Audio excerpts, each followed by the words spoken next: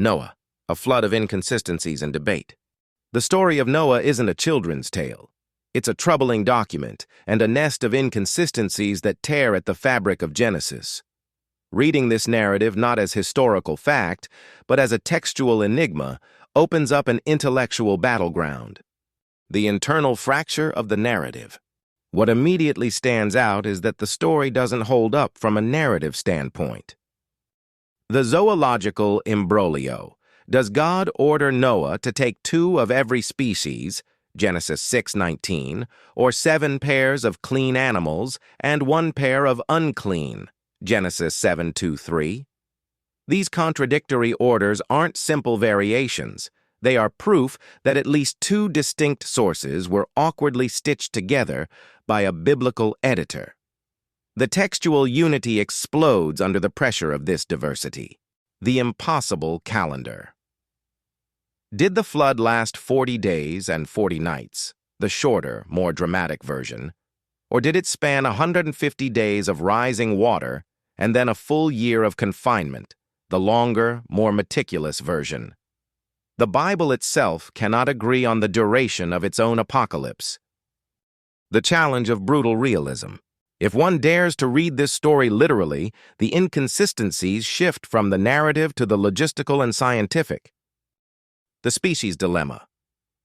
How could 8 people collect, feed, care for, and manage the millions of animal and plant species in the world for a year aboard a simple wooden box?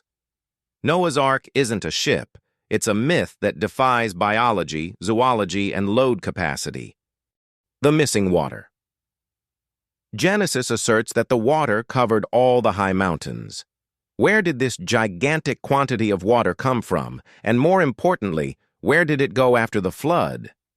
Geology and hydrology fiercely oppose the idea of a global inundation. The moral and theological contradiction. The deepest inconsistency perhaps lies in the meaning of the divine action. The God who regrets, Genesis 6:6 says that God regretted that he had made man on the earth.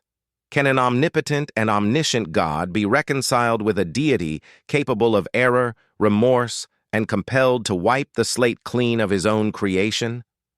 The failed reset. The flood, intended to purify humanity of its wickedness, is immediately followed by the first act of depravity from the new man. Noah gets drunk and curses his own grandson, Canaan. If a year in the ark wasn't enough to eradicate evil, what was the point of this aquatic genocide?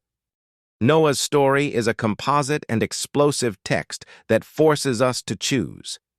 Is it a historical account impossible to justify, or a powerful myth whose deep meaning resides in the very fragmentation of its narrative? The real debate isn't whether it happened, but what these inconsistencies reveal about the nature of faith, scripture, and divine judgment. In your opinion, is the story of Noah weakened or enriched by its inconsistencies?